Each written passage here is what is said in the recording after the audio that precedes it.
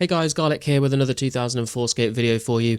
This one is going to be one where you might need to engage your brain a little bit more. It might not be the kind of video that you just put on in the background and listen to. You might need to follow along with this one because this was kind of confusing for me, and I think a lot of people find this confusing as well. This video is going to basically go over the different shared drop tables that are in the game. So that's going to be things like the rare drop table, the mega rare drop table, the gem drop table, things like that. Basically how they work, how the drop rates are calculated, and then how the Ring of Wealth actually affects those drops. So there's probably going to be quite a lot of number crunching in this one. So get locked in, make sure you're paying attention, or just stick it on in the background, to be honest. I don't really care either way. But I thought this would be useful because, like I said, I've sort of struggled to wrap my head around this before, and I know a lot of people get the different drop tables mixed up and how they all work. So I thought we'd make a video to actually just go over it all. And we're going to start off by, you should see in the background here, I'm actually looking through the code, and you can go and do this yourself if you want to look at anything in a bit more detail. So when you open up the source code, you can search in this bar here, and I just searched for the shared drop tables, and you'll get to this page here. And so I thought we'd just go through these and basically explain sort of what's going on here. So I guess the first one we'll go through is quite an easy, simple one to do, but I thought it'd be useful to go through just as sort of like an example. So this is the random herb table. So there are quite a lot of monsters that use the random herb table in the game. If you look at the drop table for any monster and it has random herb listed as one of their drops, it means that it will roll on this random herb table. And you can basically see here in the code, it says if map members equals false, return 10 coins. This basically just means that if you're killing any of those monsters in a free-to-play world, then you will get 10 GP instead of actually getting any herbs, because obviously the herbs are members items. If you are in a members world though, you would then roll on this table, and you can see it says random 128. That means that it's rolling on a 128 table. So basically it'll roll, and depending on what you get out of 128 is what drops you'll get. So you can see here, for example, the unidentified Guam, it's if it's 32 or less, or less than 32, sorry. So this means that like it's got a range of 0 to 31 to roll on the unidentified Guam. That means that there's a 32 out of 128 drop chance to get the Guam. And you can keep going through here. So obviously the next one, Marantil, is less than 56, but it has to be more than 32 because the Guam's already taking up that part of the drop table. So the range for the Marantil would be 32 to 55, which would be a drop chance of 24 out of 128. And you can see it goes down like this. So from the random herb table, you can get Guams, Marantils, Taramins, Haralanders, Ranars, Irits, Avantos, Qualms, Cadentines, Lantidimes, and Dwarfweeds. And we can then take those drop chances out of 128 and we can convert them into like a 1 in X drop rate that you're used to seeing on the old school wiki, for example. So, for example, the Guam is a 32 out of 128 drop chance. We can like bring that back down to a 1 in 4 chance. So if you hit the random herb table, then you have a 1 in 4 chance of it being a Guam, and then you have like a 1 in 5.33 chance of it being a Marantil. And you can keep going through it like that.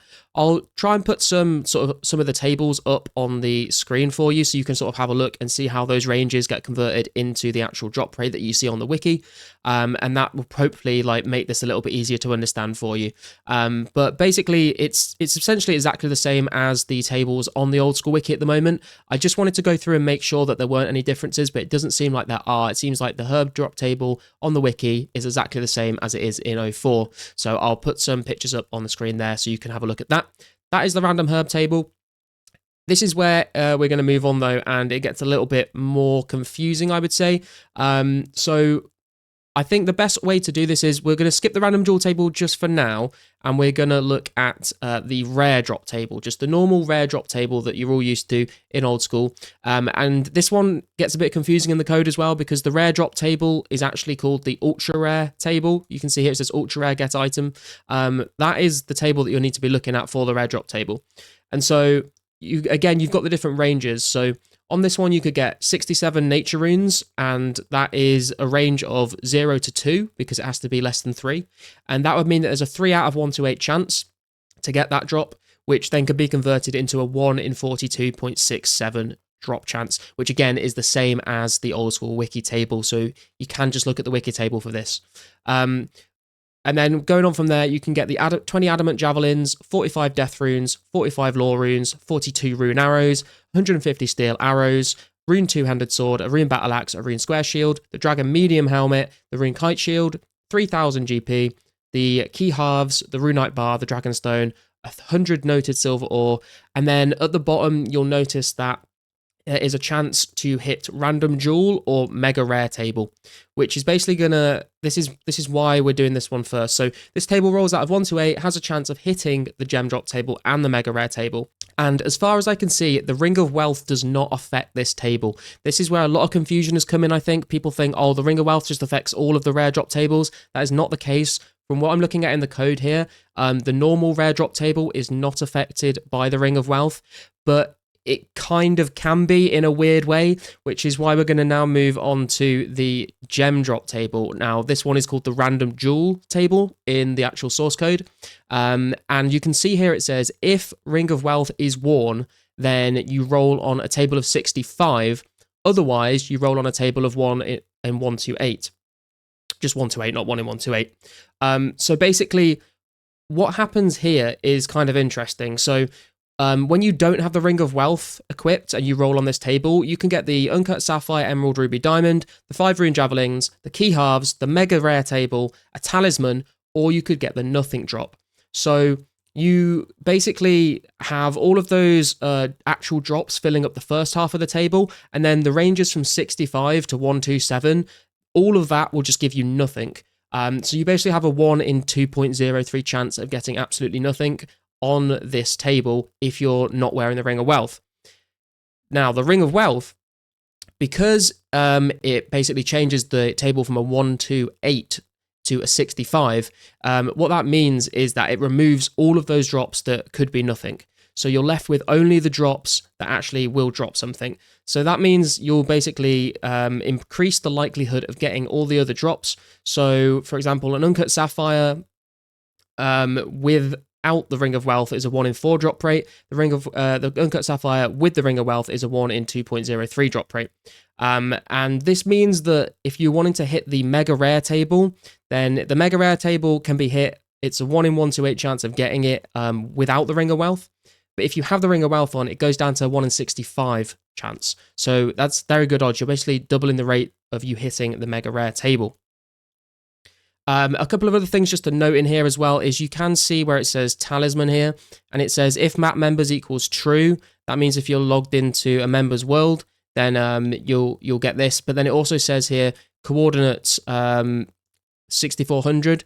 Return Chaos Talisman, else return Nature Talisman. This is basically telling you that in certain areas of the map that are like past this coordinate, then you'll get the Chaos Talisman or the Nature Talisman. And this is how they separate the above ground and below ground drops. I know I've mentioned this before. Creatures below ground will drop Chaos Talismans. Creatures above ground will drop Nature Talismans. This is how that is actually done in the code. It's based on the coordinates of where you are.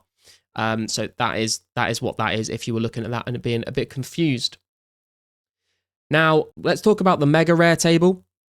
Now, this is quite a small one. It's just called Mega Rare table here.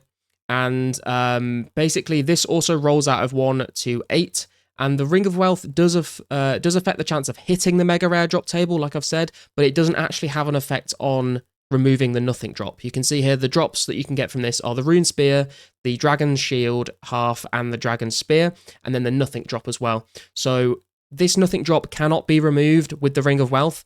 There was a later update, but not until 2016, that allowed the Ring of Wealth to remove all of the Nothing Drops for all of the rare drop tables. That is not the case in 2004scape though. So the Mega Rare drop table, it's a 1 in 16 chance of getting the Rune Spear, 1 in 32 chance of getting the Dragon Shield half, 1 in 42.67 chance of getting the Dragon Spear, but it is a 1 in 1.13 chance, that was difficult for me to say, of getting absolutely nothing at all. And that is quite a high likelihood of you rolling nothing at all on it. So you cannot affect the Nothing Drop with the Ring of Wealth for that. So just to be clear, the Ring of Wealth does not affect the rare drop table. It does not affect the Mega Rare drop table. It does affect the Gem drop table. And it removes the Nothing Drop on the Gem drop table, means that all the other drops are more likely to hit. And you kind of can affect the drops from the Mega Rare drop table because you can roll the Mega table on the Gem drop table. So if you're removing the Nothing Drop from the Gem drop table, It increases the chance you hit the mega rare table, but once you've hit that table, it rolls again, and you can't affect the nothing drop when it rolls that second time on that table. I've said table way too many times this video. I hope that's kind of like made things a little bit clearer for some of you. Maybe it hasn't. Maybe I've just rambled and explained it really, really badly. But yeah, that's essentially how the drop tables work in 2004scape. If you have any questions about this, feel free to post them in the comments. I will try and sort of answer them as best as I can. I would highly recommend you go to the source code yourself and look through the shared drop tables and have a look at that if you would like to. I know that there was also some sort of rumors about needing to complete Legends Quest to be able to get like the Dragon Spear and Shield Half drops. As far as I can see in the code, there's nothing like that in there, so that should not be the case. I think we've already confirmed from a few players that they've got the drops without doing Legends Quest, so it's not a thing. Just going to put that to bed for you guys if you're still wondering. There's nothing in the code that supports that, and players have been getting those drops, so you don't need to do Legends Quest for any of that. So I guess the lesson I would say from this is that the Ring of Wealth is good. It does help you hit more items on the gem drop table. Helps you hit the other tables more frequently, but it doesn't actually affect those tables themselves. And you've gone through the loot there that you can get from each of the separate tables. So I hope that was useful.